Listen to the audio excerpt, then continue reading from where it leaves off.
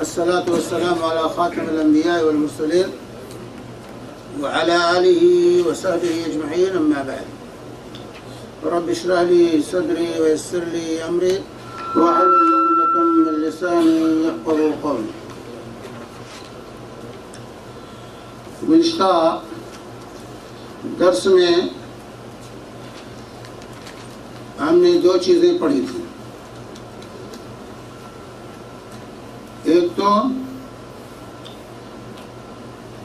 بعض اسماء و صفات کے سلسلے میں گمراہ فرقوں کا تذکرہ آیا تھا، اور دوسرے اہل سنت والجماعت کا اسماء و صفات کے سلسلے میں کیا موقف ہے اور وہ کس طرح سے اسماء و صفات کے سلسلے میں جو ہے عقیدہ رکھتے ہیں.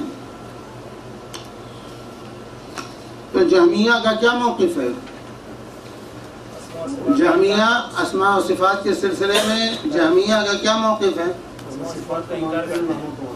نہ اللہ کے ناموں کو مانتے ہیں نہ صفات کو مانتے ہیں. ناموں کا بھی انکار ہے اور صفات کا بھی انکار کرتے ہیں. ان کو جہمیہ کیوں کہتے ہیں؟ جہم بن صفوان کیا ان کا بانی ہے، اس کی طرف نسبت کرتے ہوئے ان کو جہمیہ کہا جاتا ہے. اور معتزلہ کا کیا موقف ہے؟ صفات کا انکار کرتے ہیں. اللہ کے اسماء کو تو مانتے ہیں لیکن صفات کا انکار. اللہ کے جیسے کہ قادر ہے بلا قدرت، علیم ہے بغیر علم کے، تو صفات کو نہیں مانتے، اسماء کو مانتے. معتزلہ کا بانی کون ہے؟ واصل بن عطا. واصل بن عطا سے معتزلہ کا آغاز ہوا ہے. اور اشاعرہ کا کیا عقیدہ ہے اسماء و صفات کے سلسلے میں؟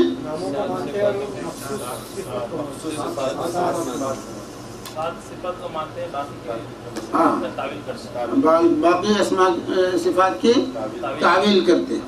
7 صفتوں کو اشاعرہ مانتے ہیں اور باقی کا کی تعویل کرتے ہیں. کن کی طرف منسوب ان کو اشاعرہ کیوں کہتے ہیں؟ امام ابو الحسن اشعری رحمہ اللہ کی طرف نسبت کرتے ہیں. امام ابو الحسن اشعری رحمہ اللہ کی طرف جو ہے یہ ان کی نسبت ہے، اس لیے ان کو اشاعرہ کہا جاتا ہے. کن کن صفات کو مانتے ہیں بتا سکتے ہیں؟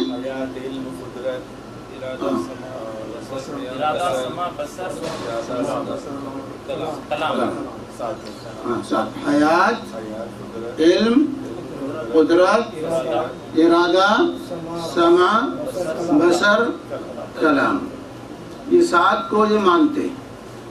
اور باقی اللہ کے صفات میں کیا کرتے ہیں؟ تعویل کرتے ہیں، اس کے ظاہری معنی سے پھیر کر دوسرا معنی بیان کرتے ہیں. تو ابو الحسن اشعری کی طرف ان کی نسبت صحیح ہے؟ ابو الحسن اشعری کی طرف نسبت یہ صحیح نہیں ہے، کیونکہ اس عقیدے سے ابو الحسن اشعری رحمہ اللہ نے آخر میں توبہ کر لیا تھا، اور انہوں نے اس پر مستقل کتاب بھی لکھی تھی. مستقل کتاب، آج کتاب بھی موجود ہے ان کی، الابانہ جو ہے، الابانہ ان کی کتاب موجود ہے جس میں انہوں نے اپنے عقیدے کو واضح کیا ہے کہ میرا کیا عقیدہ ہے. لیکن اشاعرہ جو ان کی طرف نسبت کرتے ہیں وہ جو ہے ان کے آخری عقیدے کو نہیں مانتے. پہلے جو ان کا عقیدہ تھا اس عقیدے کو پر قائم، اسی عقیدے پر قائم رہتے ہوئے اور ابو الحسن اشعری رحمہ اللہ کی طرف یہ نسبت کرتے ہیں. ماتریدیہ کا کیا موقف ہے اسماء و صفات کے سلسلے میں؟ اشاعرہ کی طرح وہ بھی، ماتریدیہ کا بھی وہی موقف ہے جو اشاعرہ کا موقف ہے. جو اشاعرہ کا موقف ہے وہی ماتریدیہ کا بھی موقف ہے کہ یہ ان 7 اسماء کو صفات کو مانتے ہیں، باقی صفات کی تعویل کرتے ہیں. اور کوئی فرقہ ہم نے پڑھا تھا؟ ممثلہ، ممثلہ یا مشبہہ، ممثلہ یا مشبہہ، یعنی تشبیہ دینے والے، اللہ جو ہے کہ صفات کو مخلوق سے تشبیہ دینے والوں کا گروہ، ان کو مشبہہ بھی کہتے ہیں، ممثلہ بھی کہتے ہیں۔ ان کا بانی کون ہے؟ ہشام بن حکم، ہشام بن حکم رافضی، شیعہ کا ہشام بن حکم۔ تو شیعہ جو ہے 4 صدی تک یہ سب مشبہات ہیں، شیعہ جو ہے 4 صدی ہجری تک یہ مشبہات ہے، اللہ رب العالمین کو مخلوق سے تشبیہ دیتے تھے، لیکن 4 صدی ہجری کے بعد یہ معتزلی سب کے سب ہو گئے، چاہے وہ اثنا عشری فرقہ ہو یا زیدی فرقہ ہو، شیعوں کا اثنا عشری فرقہ اور زیدی فرقہ 4 صدی ہجری کے بعد سب جو ہے معتزلی ہو گئے، اعتزال یعنی اسماء و صفات کے سلسلے میں، اور اسی طرح قضاء اور قدر کے سلسلے میں یہ سب معتزلی ہیں۔ سب وہ جو ہے شیعہ جو ہیں، چاہے وہ اثنا عشری ہوں اور چاہے وہ جو ہے زیدی ہوں، یہ دونوں جو ہے یہ معتزلی ہیں۔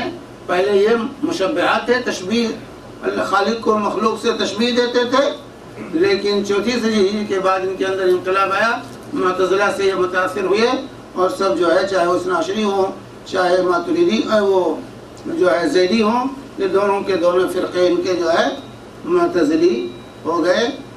تقدیر کا بھی انکار کیا، تقدیر کے منکر ہیں، قضاء و قدر کے منکر ہیں، اور اسی طریقے سے جو ہے صفات الہی کا بھی انکار کرتے ہیں، صرف اسما کو مانتے ہیں۔ یہ واضح ہونا چاہیے شیعوں کے سلسلے میں عقائد، اسما و صفات کے سلسلے میں، تو یہ یاد رہے گی باتیں نا۔ ماتریدیہ کا انتساب کس کی طرف ہے؟ امام ابو منصور ماتریدی، امام ابو منصور ماتریدی کی طرف نسبت ہے ماتریدیہ کا۔ ہاں موجود ہے، سر چیز یہ جو ہے فرقے موجود ہیں، یہ فرقے آج بھی موجود ہیں، جو کہتا نہیں موجود ہیں، لیکن چونکہ مسئلہ یہ ہوا کہ یہ مذاہب اربعہ جو فقہ کے تھے، اتنا اس کو کعبہ کو تقسیم کرنے کے بعد اتنا اس پر زور ہوا کہ یہ تمام چیزیں لوگ بھول گئے، عقائد موجود ہیں لیکن فرقے کی حیثیت سے تشخص کے اعتبار سے ایسا نہیں رہا، سب جو ہے اسی فروعی مسائل میں جو ہے تشخص باقی رہا لوگوں کا، حنفی، شافعی، مالکی، حنبلی، اسی میں لڑتے اور جھگڑتے رہے۔ تو آج جو ہے اصل جھگڑا حنفی شافعی کا جھگڑا رہ گیا، یہ جھگڑے جو ہے یہ چیزیں موجود ہیں سب کے ہاں، لیکن اس پر کوئی توجہ نہیں، جو اصل تھا اس کی توجہ پھیر دیا۔ بھائی فروعی مسائل کے اندر، فقہی مسائل کے اندر راجح مرجوح یہ سب عام طور سے رہا کہ راجح کیا ہے، مرجوح کیا ہے، اولا کیا ہے، خلاف اولا کیا ہے فقہی مسائل میں، لیکن جو عقیدے کے مسائل تھے اس کو نظر انداز کر دیا۔ اب افسوس کا مقام یہ ہے کہ یہ مذاہب اربعہ امام حنابلہ کے علاوہ تمام کے تمام، چاہے حنفی ہوں چاہے شافعی ہوں چاہے مالکی ہوں، اپنے امام کے عقیدے پر نہیں، اپنے امام کے عقیدے پر نہیں، چاہے حنفی ہوں چاہے شافعی ہوں چاہے مالکی ہوں، عقیدے میں امام کی اتباع نہیں کرتے ہیں۔ صرف حنابلہ ہیں جو عقیدے میں اپنے امام کے ساتھ، صرف حنابلہ ہیں جو عقیدے میں امام کے ساتھ، باقی جو ہے عقیدے میں امام کے ساتھ نہیں ہے۔ میں نے امام حنیفہ رحمہ اللہ فرماتے ہیں، سوال کیا گیا امام حنیفہ رحمہ اللہ سے کہ جو شخص یہ کہے کہ میں نہیں جانتا ہوں اللہ کہاں ہے، جو شخص یہ کہے کہ میں نہیں جانتا اللہ کہاں ہے، تو امام حنیفہ رحمہ اللہ نے کہا وہ کافر ہے، کیونکہ اللہ تعالیٰ نے قرآن میں واضح طور سے فرما دیا الرحمن علی العرش استویٰ، رحمان عرش پر مستوی ہے، تو کیسے کہتا میں نہیں جانتا اللہ کہاں ہے؟ اللہ نے خود بتا دیا اللہ کہاں ہے۔ اس کے بعد پوچھا گیا امام حنیفہ رحمہ اللہ سے کہ جو ہے وہ کہتا ہے کہ اللہ عرش پر ہے، لیکن اللہ کا عرش ہے کہاں یہ نہیں پتا ہے، تو کہا وہ بھی کافر ہے جو ایسا کہنے والا، کیونکہ یہ متعین ہے کہ اللہ کا عرش ساتویں آسمان کے اوپر ہے، اللہ کا عرش ساتویں آسمان کے اوپر ہے، تو جو کہے میں نہیں جانتا اللہ کا عرش کہاں ہے وہ بھی کافر ہے۔ یہ ائمہ کا عقیدہ تھا، ائمہ اربعہ کا۔ امام مالک رحمہ اللہ خود کہتے ہیں الاستواء معلوم والکیف مجہول والایمان بہ واجب والسوال عنہ بدعۃ۔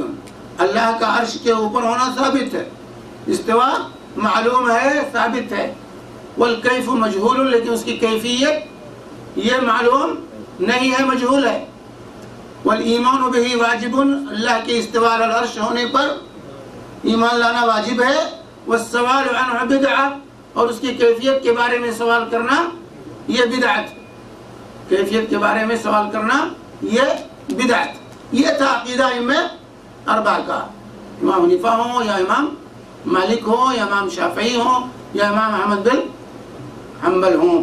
لیکن لوگوں کو اپنے امام کا عقیدہ پسند نہ آیا تو فقہ میں تو حنفی اور شافعی اور مالکی رہے، لیکن عقیدے میں اشعری یا ماتریدی ہو گئے۔ پھر سلوک کی بات آئی، زہد اور تقوی کی بات آئی، تو کوئی سہروردی ہو گیا، کوئی نقشبندی ہو گیا، کوئی قادری ہو گیا، کوئی چشتی ہو گیا۔ تو فقہ میں الگ مذہب، عقیدے میں الگ مذہب، اور سلوک میں الگ مذہب۔ تو ایک وقت ایک شخص جو ہے حنفی بھی ہے، اشعری بھی ہے اور نقشبندی بھی ہے، تو اس طریقے سے جمع کیا گیا۔ ائمہ اربعہ کا نہ زہد و تقویٰ پسند آیا لوگوں کو، نہ ائمہ اربعہ کا جو ہے عقیدہ پسند آیا۔ تو بہرحال تو یہ گمراہ فرقوں کا تعارف آپ کے سامنے اسماء اور صفات کے سلسلے میں گزشتہ درس میں پیش کیا گیا تھا۔ ہمارے خیال سے بات آپ لوگوں کو سمجھ میں آ گئی ہوگی، کوئی مشکل نہیں، کوئی مشکل نہیں کہ اسماء اور صفات کے سلسلے میں ان فرقوں کا کیا عقیدہ رہا ہے۔ اسی طرح اہل سنت والجماعت کا کیا موقف رہا اسماء و صفات کے سلسلے میں؟ 3 نقاط میں ان کے موقف کی وضاحت کی گئی تھی۔ 3 نقاط میں ان کے موقف کی، اہل سنت کے موقف کی وضاحت کی گئی تھی۔ اثبات، نفی، توقف، اثبات، نفی، توقف، یہ 3 نقاط ہم یاد کر لیں تو اہل سنت کا موقف واضح ہو جائے گا۔ جن اسماء و صفات کا کتاب و سنت میں اللہ اور اللہ کے رسول نے ثابت کیا ہے اللہ کے لیے، اس پر، اس کے ظاہری معنی پر ہم ثابت مانتے ہیں۔ اہل سنت کہتے ہیں وہ تمام صفات اللہ کے لیے، وہ اسماء اور صفات ثابت ہیں جس کو قرآن میں ذکر کیا گیا یا صحیح احادیث کے اندر ذکر کیا گیا ہے۔ جن صفات اور کی نفی کی گئی ہے اللہ تعالیٰ نے یا اللہ کے رسول صلی اللہ علیہ وسلم نے قرآن و حدیث میں نفی کی ہے، ان تمام کی ہم نفی کرتے ہیں، اللہ کے لیے اس کو ثابت نہیں مانتے۔ اور جن اسماء و صفات کا نہ نفی ہے اور نہ اثبات ہے، نہ نفی ہے صفات کی نہ اثبات ہے، اس میں ہم کیا کریں گے؟ نہ اس کو ثابت مانیں گے، نہ ہی اس کا انکار کریں گے، نفی کریں گے، توقف اختیار کریں گے۔ اس مثال کے طور پر جسم، اللہ کے جسم ہے کہ نہیں ہے، اہل سنت کا موقف ہے کہ ہم توقف اختیار کریں گے، کیونکہ اس کا کہیں ذکر نہ اس بات میں ہے نہ نفی میں ہے، اس لیے ہم نہ اس کا انکار کریں گے اور نہ اللہ کے لیے اس کو ثابت مانیں گے، کیونکہ اہل سنت کا موقف جو ہے وہ عقیدہ جو ثابت ہوگا کس سے؟ اللہ کی کتاب اور اللہ کے رسول صلی اللہ علیہ وسلم کی سنت سے۔ اس کے الگ سے ہم عقیدہ ثابت، کیونکہ اللہ کی ذات، اس کے صفات یہ سراپا غیب ہیں، اللہ کی ذات اور اس کی صفات جو ہیں یہ سراپا غیب ہیں، یہ عقل کی رسائی وہاں تک نہیں ہو سکتی۔ اس لیے اصل حجت کیا ہے؟ اصل دلیل قرآن اور حدیث ہے. تو عقیدہ جو ثابت ہوگا، اللہ کے اسماء اور صفات جو ثابت ہوں گے، وہ اللہ کی کتاب سے اور اللہ کے رسول صلی اللہ علیہ وآلہ وسلم کی سنت سے. یہ موقف ہے اہل سنت کا، عقل کی بنیاد پر نہیں. باقی جو گمراہ فرقوں کا آپ کے سامنے ذکر آیا ہے، یہ تمام فرقے عقیدے کو عقل سے جوڑتے ہیں. اشاعرہ ماتریدیہ 7 صفات کیوں مانتے ہیں؟ کیونکہ عقل کی دلیل اس پر قائم ہے، اس لیے مانتے. باقی پر عقلی دلیل نہیں ہے، اس لیے نہیں مانتے. یہ ہے اصل فتنے کا جو سبب ہے کہ عقل کو اساس قرار دے دیا جائے اور کتاب و سنت کو پشے کچھ ڈال دیا جائے. یہیں سے گمراہیاں عقیدے کی شروع ہوئی ہیں.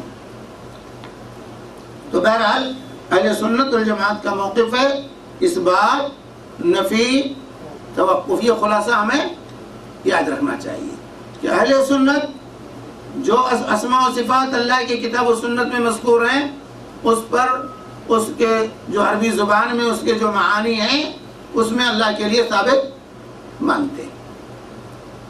اور جس کی نفی کی گئی ہے اس کی نفی کرتے ہیں. مثال کے طور پر کس چیز کی نفی کی گئی ہے؟ لا تأخذہ سنۃ ولا نوم. اللہ کو نہ نیند آتی ہے نہ اونگ آتی. پہلے سنت کہتے ہیں اللہ کو نہ نیند آتی ہے نہ اونگ آتی. سن بات ہے کہ نہیں؟ اور جن صفات کا نہ اس بات ہے نہ انکار ہے، اس پہ خاموشی نہ ثابت مانتے ہیں اور نہ ہی اس کا نفی کرتے ہیں. کیونکہ دونوں میں خاموش ہے، اس لیے دونوں میں خاموشی اختیار کرتے ہیں. توقف، کسی کو توقف کہتے ہیں، توقف اختیار. تو اتنی بات تو سمجھ میں آ جائے گی نا. اچھا، اب آج کا تیسرا سبق جو ہے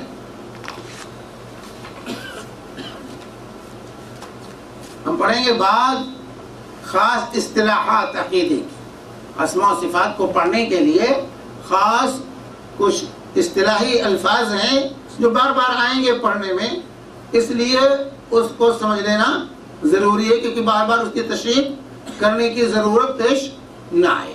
یہ الفاظ جو ہے پڑھنے کے دوران بار بار آئیں گے، استعمال ہوں گے، اس لیے ان الفاظ کے معنی اور مفہوم کو ابھی سمجھ لینا جو ہے یہ ضروری ہے.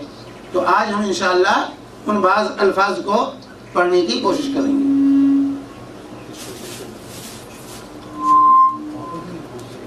قلم ہے نا؟ پین بھی نہیں؟ اٹھا لیں گے سب.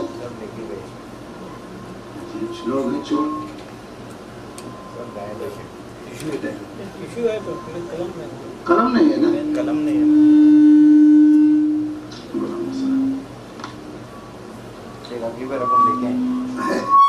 قلم لایا کیجیے، قلم لے کے آ کے واپس لے کے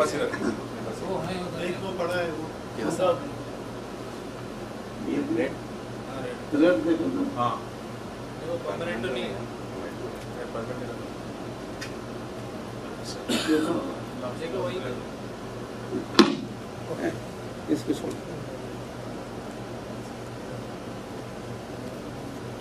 چلیے تو پڑھ ہی لیتے ہیں اسے.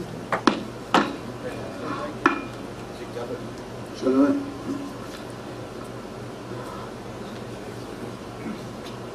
تو یہ بعض اصطلاحات ہیں جو ہے اسماء و صفات کے سلسلے میں.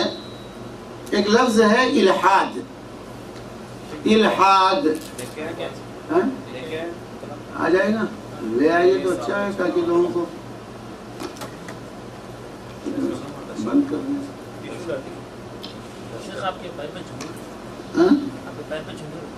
جھنگورا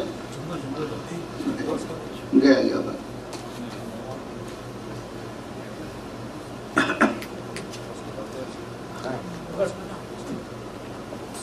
ہاں تو کوئی چیز اس میں ہے جو آپ لوگوں کو سمجھ میں نہیں آئی ہے؟ جہمیہ، معتزلہ، اشاعرہ، ماتریدیہ اور ممثلہ اور اہل سنت والجماعت. تو اصل فرقے جو ہیں ان کو فرقہ کہا جائے، یہی فرقے. یہ حنفی، شافعی، مالکی کوئی فرقہ نہیں. یہ سمجھنا چاہیے. یہ حنفی شافعی مالکی کوئی فرقہ نہیں، اصل فرقے عقیدے کی بنیاد پر ہوتے ہیں. لیکن لوگوں نے ان چیزوں کو اتنا زور دیا، اتنے جھگڑے کیے کہ اس کو جو ہے لوگوں نے فرقہ حنفی شافعی مالکی کو بھی فرقہ بنا لیا.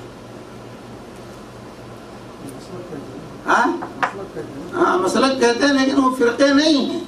حقیقت میں ان کو فرقہ کہنا صحیح نہیں ہے، لیکن اتنے جھگڑے ہوئے کہ فرقہ بنا دیا.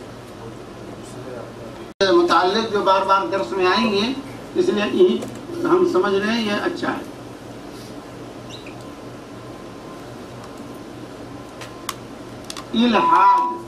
الحاد لفظ ہے، تو الحاد کے کیا معنی ہیں؟ کیونکہ اللہ تعالیٰ کہہ رہا وَلِلَّهِ الْأَسْمَاءُ الْحُسْنَى فَادْعُوهُ بِهَا وَذَرُوا الَّذِينَ يُلْحِدُونَ فِي أَسْمَائِهِ. اللہ تعالیٰ کہہ رہا ہے کہ اللہ کے بہترین پاکیزہ اچھے نام ہیں، ان ناموں سے اللہ کو پکارو، اس سے دعائیں کرو. وَذَرُوا الَّذِينَ يُلْحِدُونَ فِي أَسْمَائِهِ، اور ان لوگوں کو چھوڑو جو اللہ کے ناموں میں الحاد کرتے ہیں. اللہ کے ناموں کے ساتھ جو الحاد کرتے ہیں ان کو چھوڑو، ان کا ساتھ نہ دو.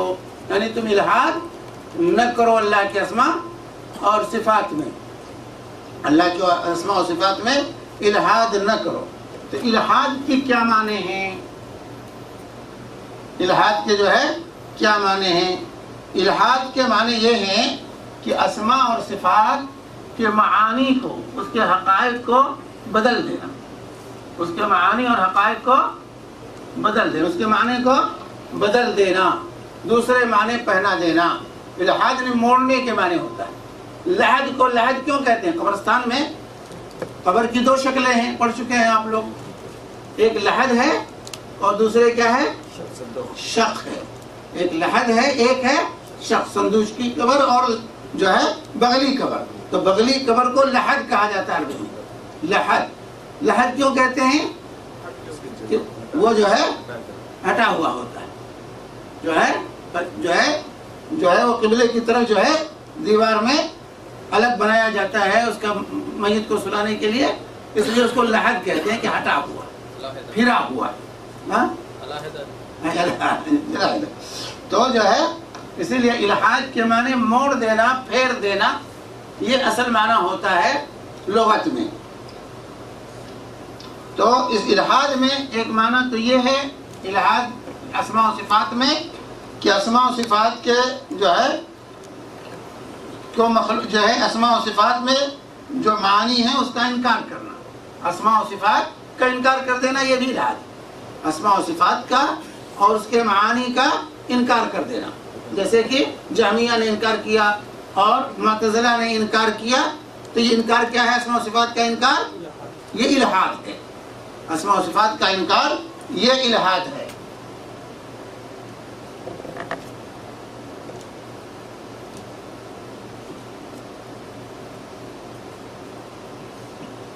اسماء و صفات کا انکار، ایک تو مطلب یہ ہوا الحاد کا. دوسرا مطلب یہ ہوا کہ اسماء و صفات کو مخلوق سے تشبیہ دینا، یہ بھی الحاد ہے. اسماء و صفات کو اللہ تعالیٰ کے اسماء اور اس کے صفات کو مخلوق سے تشبیہ دینا کہ مخلوق کی طرح ہے، یہ بھی الحاد ہے. تشبیہ جو ہے یہ بھی الحاد ہے.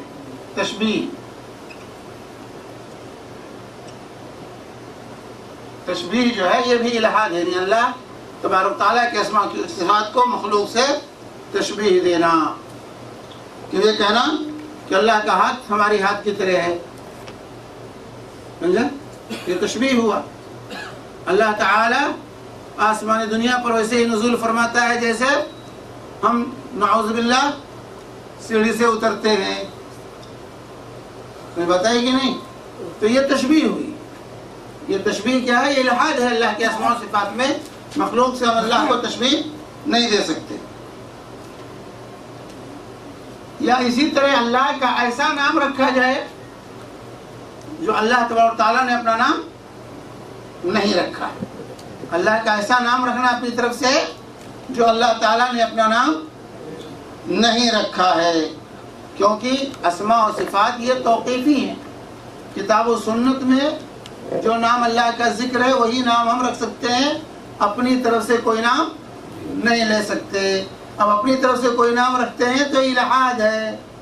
یہ اللہ کے اسماء میں اور اسماء و صفات میں الہاد ہے. جیسے نصارہ نے، عیسائیوں نے کیا کہا؟ فادر. عیسائیوں کا اللہ تبارک و تعالیٰ کو فادر کہنا یہ الہاد ہے. فادر نام رکھ دیا ان لوگوں نے.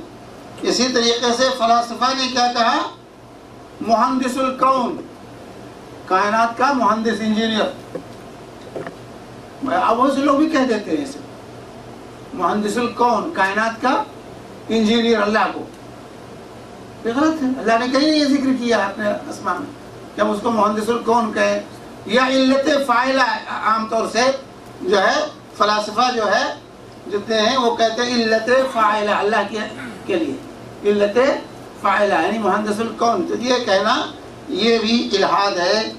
یا اسی طریقے سے کچھ لوگ کہتے ہیں عقل مدبر، عقل تدبیر کرنے والی عقل، تدبیر کرنے والی عقل اللہ کے لیے استعمال کیا جاتا ہے. عام طور سے جو ہے فلاسفہ استعمال کرتے ہیں. تو یہ ہے اللہ کے ساتھ اسماء کے ساتھ الہاد. ہم اپنی طرف سے کوئی نام نہیں رکھ سکتے. اسی طرح میرے بھائیو ہمارے اردو زبان میں خدا، انگریزی میں گاڈ، یہ نام رکھنا بھی جائز نہیں. اللہ نے کہیں نہیں ذکر کیا ہے. قرآن جو ہے کتاب و سنت میں کہیں گاڈ یا خدا کا لفظ اللہ کے لیے استعمال نہیں ہوا ہے.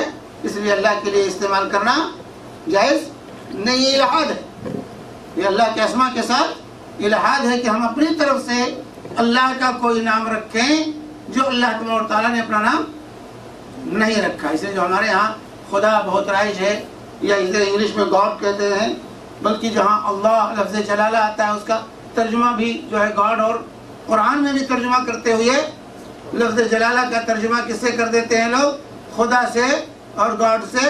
یہ بالکل جائز نہیں. اگرچہ ہمارے پرانے ترجموں میں یہ تمام چیزیں موجود ہیں. پرانے ترجموں میں جو ہے یہ خدا کا لفظ بھی موجود ہے اور گاڈ کا لفظ بھی موجود ہے. یہ غلط ہے. یہ ترجمہ کرنا صحیح اس طرح نہیں. اسی طریقے سے آلمائٹی اللہ بولتے ہیں، یہ صحیح ہے؟ ہاں آلمائٹی اللہ، ہاں وہ الگ سے اللہ نام ہے. اللہ کہیں کوئی بات نہیں. اس کے سامنے جو آپ آلمائٹی لگاتے ہیں انگلش میں کوئی بات نہیں، کوئی بات نہیں. صفت بیان کرتے ہیں اللہ کی. وہ نام کا جز نہیں ہے، وہ صفت ہے. جیسے کہا جائے اللہ تعالی، اللہ تبارک و تعالی، اللہ عز و جل. اللہ کا نام ہمیشہ اس ادب کے ساتھ لینا چاہیے. ہمارے یہاں میاں کا لفظ بہت، اللہ میاں کہتے ہیں لوگ. ایسا ہی نہیں کہنا چاہیے. اللہ میاں نہیں کہنا چاہیے، اس سے بچنا چاہیے. شوہر کو بھی میاں کہتے ہیں. ہاں شوہر کو بھی میاں کہتے ہیں. میرے میاں نہیں، اللہ میاں نہیں کہنا چاہیے. میاں نہیں کہنا چاہیے. گرچہ اس معنی میں نہیں کہا جاتا ہے، بزرگ کے معنی میں کہا جاتا ہے میاں، لیکن اللہ کے لیے نہیں استعمال کرنا. اللہ کے لیے وہی استعمال کرنا چاہیے جو کتاب و سنت میں استعمال ہوا.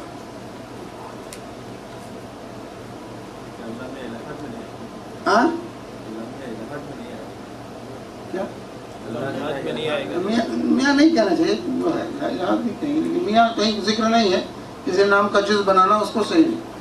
ترجمہ ہے نا، کسی کو پتہ نہیں کس کا ترجمہ، میاں کس کا ترجمہ کیا؟ ترجمہ والی دوسری زبان میں وہ سمجھنے کے لیے گاڈ وغیرہ استعمال نہیں بالکل نہیں کر سکتے. اللہ نام کہیں نام آپ کا نام کا کیا نام ہے آپ کا؟ فیصل. انگلش میں کیا کہیں گے آپ کو؟ اردو میں، عربی میں فیصل. ہر زبان نام نہیں بدلا جاتا. نام کا ترجمہ نہیں ہوتا ہے. نام کا ترجمہ نہیں کیا جاتا. اس لیے اللہ کے اسماء کا ترجمہ نہیں کیا جائے. ہاں اس کو سمجھانے کے لیے وہی کہیں گے. اس کو سمجھانے کہ بھائی اس کے معنی میں یہ چیزیں داخل ہیں، اس کے مفہوم میں العزیز میں یہ چیز داخل ہے، الحکیم میں یہ چیز داخل ہے. سمجھ پاتا ہے کہ نہیں؟ لیکن آپ اس کو بالکل بدل دیں، یہ صحیح نہیں. اسی طریقے سے جو ہے الحاد میں یہ بھی داخل ہے کہ اللہ تبارک و تعالیٰ کو ایسی صفت کے ساتھ متصف کر دیا جائے جو اس کی شایان شان نہ، اس کی شان کے مطابق نہ، ایسی صفت دینا اللہ کو جو اس کی شان کے منافی ہو. جیسے یہودیوں نے کیا کہا، ان اللہ فقیر، اللہ فقیر ہے، یہ اللہ کی شان کے منافی ہے کہ نہیں؟ تو یہ الحاد ہوا اللہ کے ساتھ، یہ الحاد ہے. اسی طرح یہودیوں نے کیا کہا کہ اللہ تعالی نے کائنات کو پیدا کرنے کے بعد تھک گیا، اس لیے 7ویں دن آرام کیا. ہفتے کے دن اللہ نے آرام کیا کیونکہ تھک گیا. حالانکہ اللہ کیا کہتا ہے، وما مسنا من لغوب، میں نے کائنات کو پیدا کیا، بنایا، لیکن مجھے کوئی تھکاوٹ لاحق نہیں ہوئی. تو یہ کہنا کہ اللہ تھک گیا یہ بھی الحاد ہے اللہ کے ساتھ، یہ جائز نہیں. تو اللہ تبارک و تعالیٰ کو ایسی صفت کے ساتھ متصف کرنا جو اللہ کی شان کے منافی ہے یہ بھی الحاد ہے. جیسے یہودیوں کو اللہ کو فقیر کہنا یا اللہ کی طرف تھکاوٹ کا انتصاب کرنا کہ اللہ تھک گیا، یہ الحاد ہے اللہ کے اسماء اور صفات کے ساتھ. آپ الحاد کا مطلب بولے تھے کہ اس کو الگ کرنا، لیکن یہ تو صفت کو ملانا ہو گیا. ملانا ہوگی، ہاں وہ جیسے یہود نے کہا یا پھر ہاں تھک گئے تو ہاں تو یہ الحاد میں بھی داخل کہ اللہ کی طرف ایسی چیز منسوب کر دیں، موڑ دیں آپ، تو وہ بھی داخل ہاں جما دینا. ہاں. اسی طرح سے اللہ کے نام پر مخلوق کا نام رکھنا، اللہ کے نام پر مخلوق کا نام رکھنا یہ بھی الحاد ہے. اللہ کے وہ نام جو اللہ کے ساتھ خاص ہے، اس کو اب رحمان کسی کو آپ کہیں، رحمان اللہ کے لیے خاص ہے، کسی بندے کو رحمان نہیں کہا جا سکتا. لیکن ہمارے یہاں عام رائج ہے، عبد الرحمان نام ہے تو اس کا نام رحمان ہی رہتا ہے. رحمان کسی مخلوق کو نہیں کہا جا سکتا. اسی طرح اللہ کسی مخلوق کا نام نہیں رکھا جا سکتا ہے. یا اسی طرح جیسے الحاد کیا کفار مکہ نے لات اور عزا کا نام رکھ کر کے، عزا عزیز سے اپنی دیوی کا نام عزا رکھ لیا عزیز سے مشتق کر کے، اور اللہ لفظ جلالہ سے مشتق کر کے جو ہے کیا رکھا، لات رکھ دیا. تو یہ بھی الحاد ہے اللہ تبارک و تعالیٰ کے ساتھ کہ اللہ کے ناموں پر بندوں کا نام رکھا جائے. تو یہ ہے الحاد کا مطلب. الحاد میں یہ تمام چیزیں داخل ہیں. الحاد میں یہ تمام چیزیں کہ اللہ تعالیٰ کے صفات اور جو اسماء و صفات کا انکار کرنا یہ بھی الحاد، اللہ تبارک و تعالیٰ کو مخلوق سے تشبیہ دینا یہ بھی الحاد ہے، اللہ تبارک و تعالیٰ کا اپنی طرف سے کوئی نام رکھنا یہ بھی الحاد ہے. جیسے کہ نصارہ نے کہا فادر، اور جو ہے فلاسفہ نے کہا کہ مہندس الکون، کائنات کا مہندس یا علت فاعلہ. یا اسی طریقے سے یہودیوں کا کہنا اللہ فقیر ہے یہ بھی الحاد ہے، اللہ کے اسماء کے ساتھ ایسی صفت سے متصف کرنا جو اللہ کی شان کے منافی ہو. یا اسی طرح اللہ کے نام پر بندوں کا نام رکھنا جیسے لات اور عزا یا رحمان جو ہے. الحاد کا مطلب سمجھ میں آیا کہ نہیں؟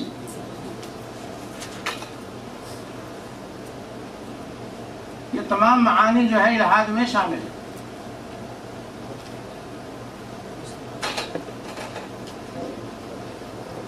دوسرا لفظ ہے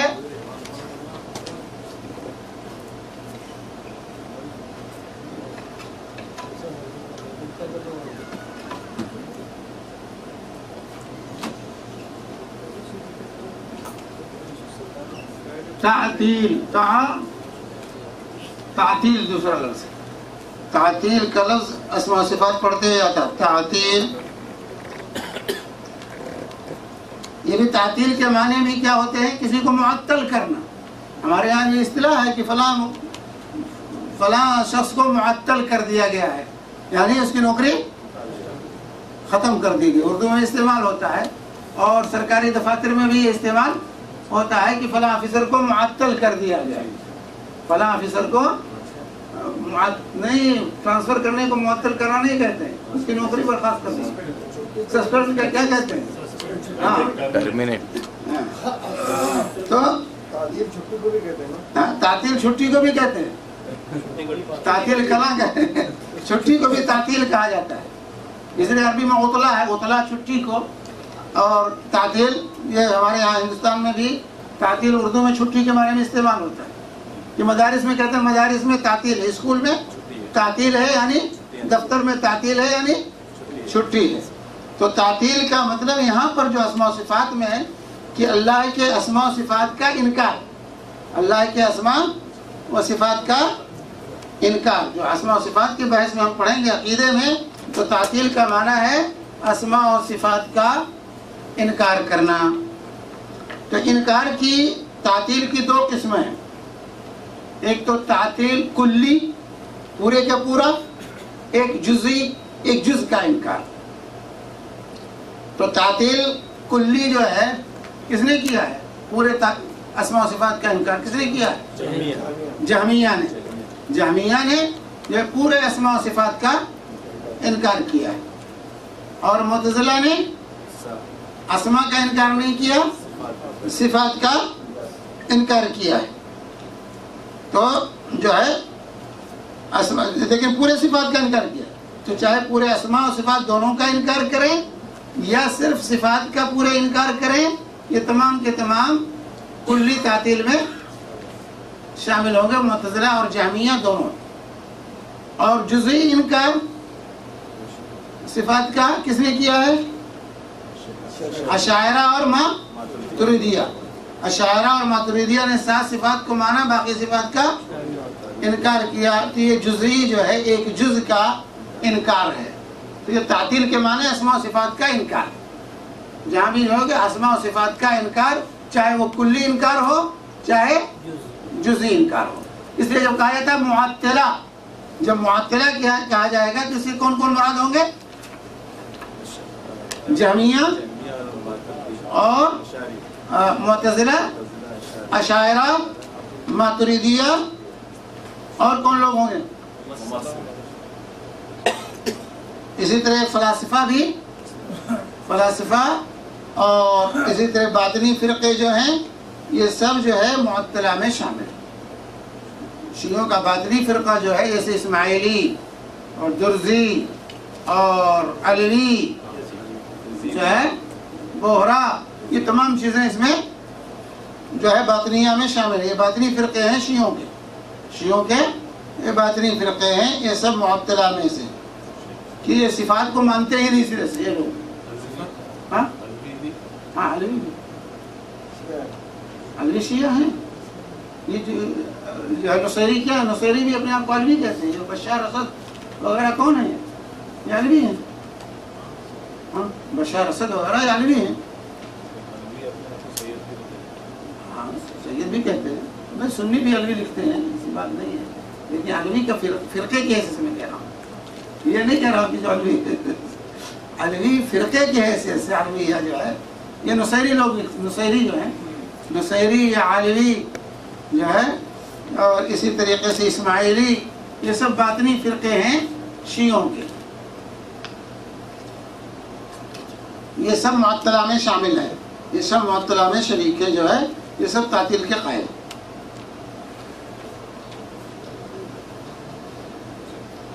اچھا تعطیل تو مطلب سمجھ میں آ گیا آپ کو۔ اسی طریقے سے تمثیل ایک لفظ آتا ہے عام طور سے عقیدہ پڑھتے ہوئے، تمثیل۔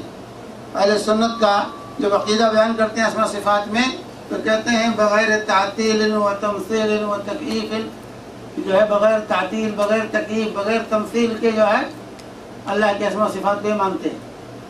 تو تمثیل کا مطلب کیا ہے؟ کہ اللہ کی صفات کی مثال بیان کرنا۔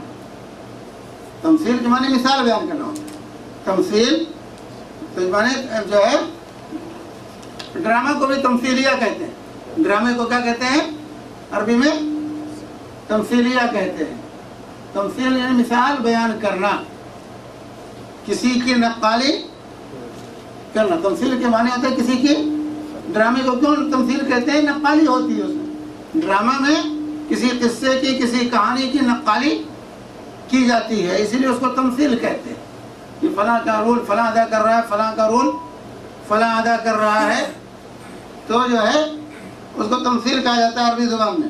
تو یہاں عقیدے میں جو تمثیل ہے کہ خالق کو مخلوق کے مثل اور اس کے مشابہ قرار دینا. تشبیہ اور تمثیل یہ دونوں کا تقریباً ایک معنی ہے.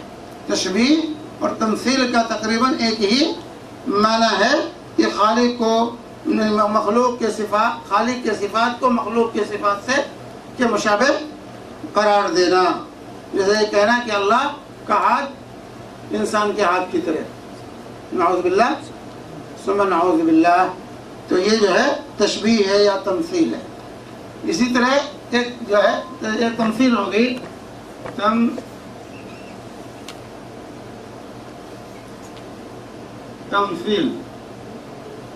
تمثیل مانے مثال بیان کرنا، یعنی خالق کو مخلوق کے مشابہ قرار دینا. ایک ہے تکییف.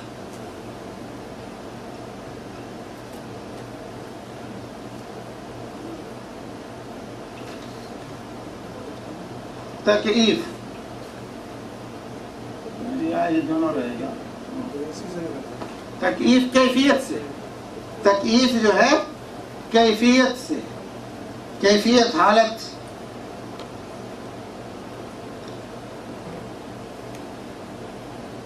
یعنی اللہ کے صفات کی کوئی کیفیت اپنی طرف سے متعین کرنا، کیونکہ کیفیت اللہ کی صفات کی معلوم نہیں کسی کو. والکیف مجہول، جیسے امام مالک نے کہا الاستواء معلوم والکیف مجہول.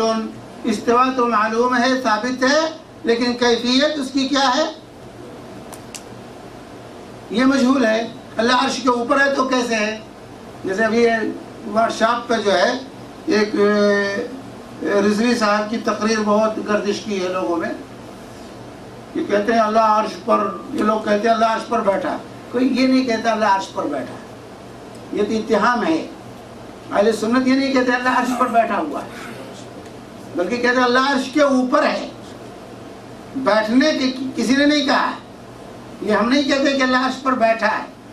اللہ عرش کے اوپر ہے. استواء العرش، عرش کے اوپر ہونا. اللہ عرش کے اوپر ہے. ہم بیٹھنے کا لفظ بھی استعمال نہیں کر سکتے کیونکہ حدیث میں یہ لفظ وارد نہیں ہوا ہے. ہم وہی لفظ استعمال کریں گے جو لفظ اللہ نے یا اللہ کے رسول صلی اللہ علیہ وسلم استعمال کیا. تو اولم تو اس بریلوی عالم نے یہ اتہام لگا دیا کہ یہ لوگ کہتے ہیں اللہ عرش پر بیٹھا ہوا ہے. ہم بیٹھا ہوا نہیں کہتے ہیں. اللہ تعالی مستوٍ علی عرشہ بائن عن خلقہ. اللہ تعالی عرش کے اوپر ہے، اپنی مخلوق سے جدا ہے، مخلوق سے جدا ہے. یہ جو ہے عقیدہ مخلوق کے ساتھ جٹا ہوا نہیں، بلکہ اللہ تعالیٰ مخلوق سے جدا ہے. بائن عن خلقہ، مخلوق سے الگ ہے. اللہ تعالیٰ مخلوق کا محتاج نہیں، اللہ تعالیٰ عرش کا محتاج نہیں ہے. تو بتائیے کہ نہیں اللہ تعالیٰ عرش کا محتاج نہیں ہے. تو کہتا ہے کہ جو ہے اللہ تعالیٰ عرش کے اوپر ہے. اب وہ سوال کر رہا ہے کہ کیوں عرش پر بیٹھا؟ بھائی ہم بیٹھنا مانتے ہی نہیں، تم کیوں سوال کرتے ہو؟ کیوں بیٹھا؟ پہلے کہاں تھا؟ بیٹھا تو عرش بڑا ہے کہ رب بڑا ہے، پورے کو محیط ہے کہ میرے بھائی یہ سب سوالات بدعت، یہ بدعتی کے سوالات ہیں. کوئی سنی یہ سوال نہیں کر سکتا. صحابہ نے یہ سوال نہیں کیا. صحابہ نے اللہ کے رسول صلی اللہ علیہ وسلم سے یہ سوالات نہیں کیے. یہ سوال کرنا ہی بدعت ہے، کیونکہ اس وقت سوال یہ پیدا ہوتا ہے جب خالق کو مخلوق کے آپ مشابہ قرار دیں. خالق کو مخلوق کے جب مشابہ مانیں گے تب یہ سوال پیدا ہوگا. ہم تو خالق کو مخلوق کے مشابہ مانتے ہی نہیں، لہذا یہ سوالات پیدا ہوتے ہی نہیں اللہ رب العالمین کے بارے میں. لیس کمثلہ شیء، اللہ کے مثل کوئی نہیں. وہو السمیع البصیر، وہ سننے والا اور دیکھنے والا ہے. اللہ سنتا ہے، دیکھتا ہے. اب کوئی کہے بھائی بندہ بھی سنتا ہے دیکھتا ہے. بندہ سنتا ہے کہ نہیں؟ وجعلناہ سمیعا بصیرا، اللہ خود کہتا ہے کہ ہم نے انسان کو سمیع اور بصیر بنایا، سننے والا اور دیکھنے والا بنایا. اللہ اپنے بارے میں بھی کہتا ہے کہ اللہ سمیع اور بصیر ہے، تو کیا کہیں گے؟ جیسے بندہ سنتا ہے ایسے اللہ سنتا ہے؟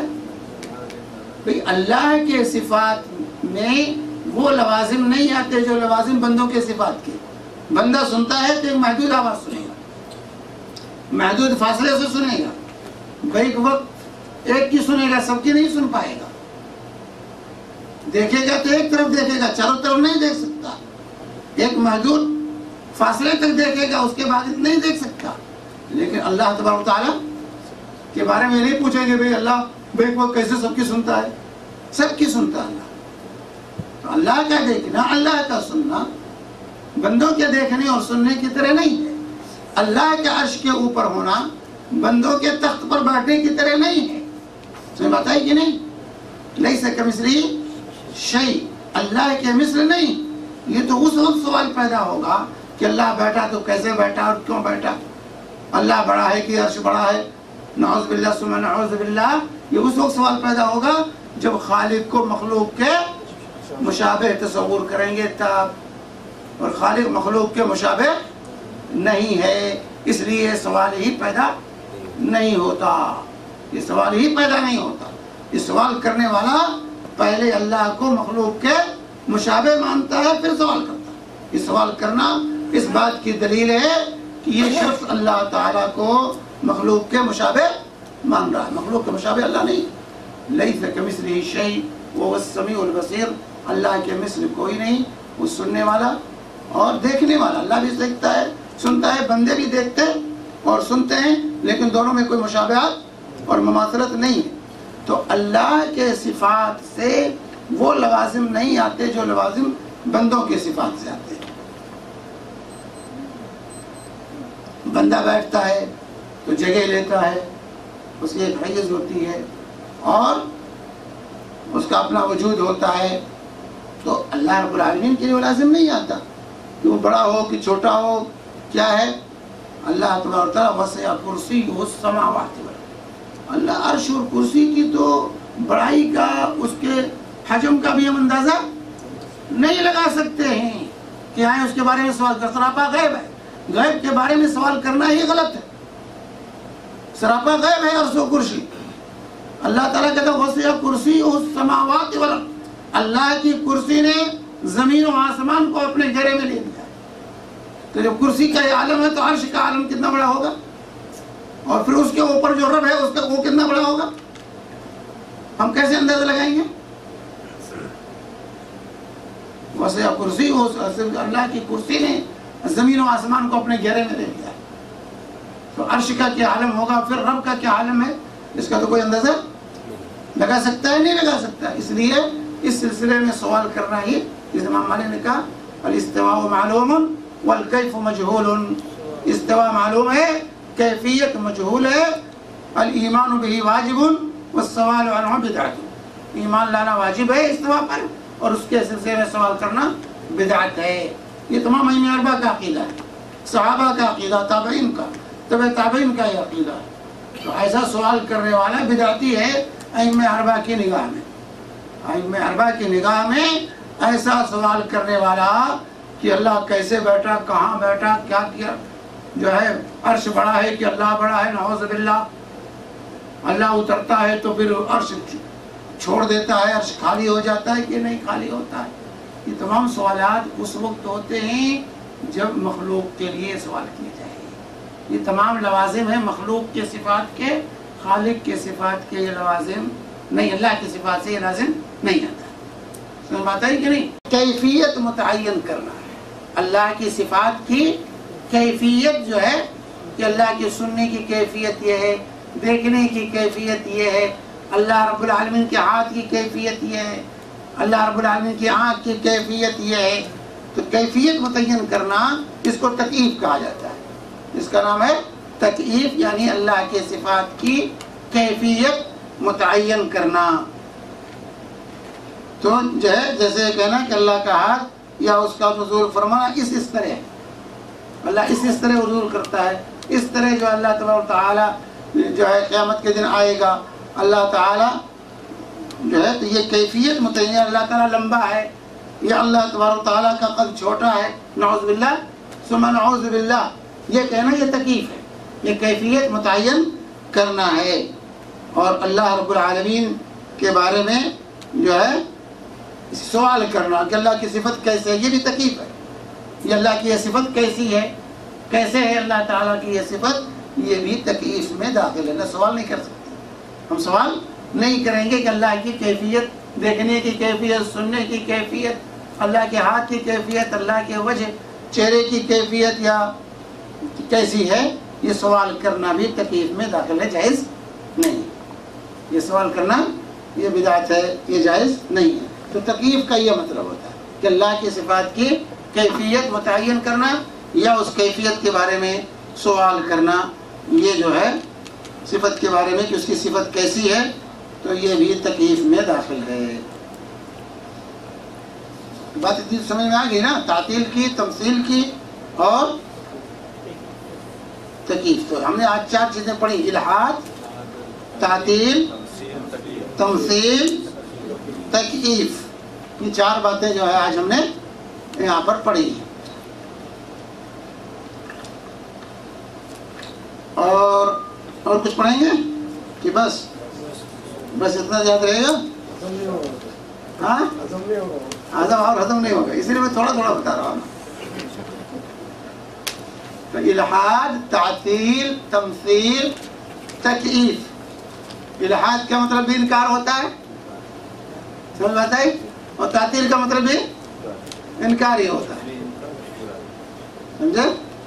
اور تمثیل کا مطلب مثال دے دینا، اللہ کے اسماء و صفات کی مثال دینا صفات کی، اور تکیف کے مطلب اس کی کیفیت اپنی طرف سے متعین کرنا۔ تو انشاءاللہ اتنا یاد رکھ، جو نہ سمجھ میں آیا تو پوچھیں اس کو، پوچھ سکتے ہیں۔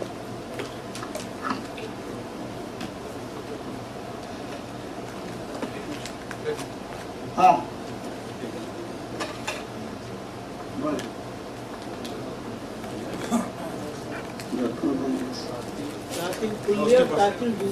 ہاں، تعطیل کلی ہے، ایک تعطیل جزئی ہے۔ تعطیل کلی یعنی تمام اسماء و صفات کا انکار، یا تمام صفات کا انکار، یہ تعطیل کلی ہے، کلی طور سے انکار، جیسے جہمیہ اور معتزلہ کا عقیدہ ہے۔ اور تعطیل جزئی جیسے اشاعرہ اور ماتریدیہ ہیں کہ بعض صفات کو جو ہے، بعض صفات کا مانتے ہیں، 7 صفات کو مانتے ہیں، باقی صفات کا انکار کرتے ہیں۔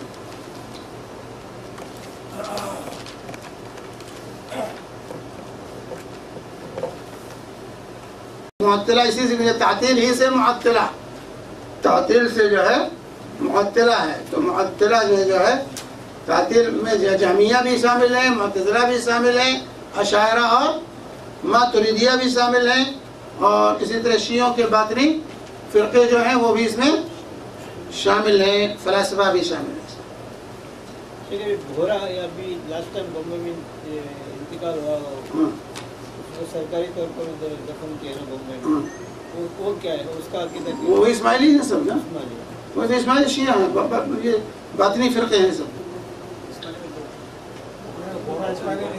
ہاں نہیں، انہی کی پارٹی، انہی کا حصہ، وہی حصہ، انہی کا حصہ، وہی فرقے در فرقے ہوتے رہتے ہیں۔ شیعوں کے بھی بہت سے فرقے ہیں۔ ان کا عقیدہ کیا؟ اللہ کے ساتھ ان کا ڈائریکٹ تعلق ہے؟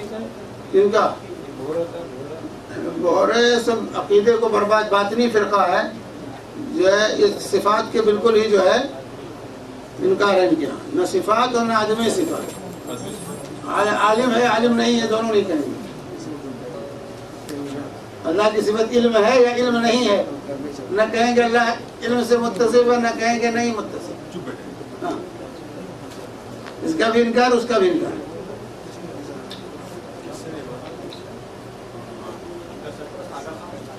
ہاں، آغا خان، وہی آغا خان اسماعیلی ہے نا، آغا خانی کا مطلب اسماعیلی۔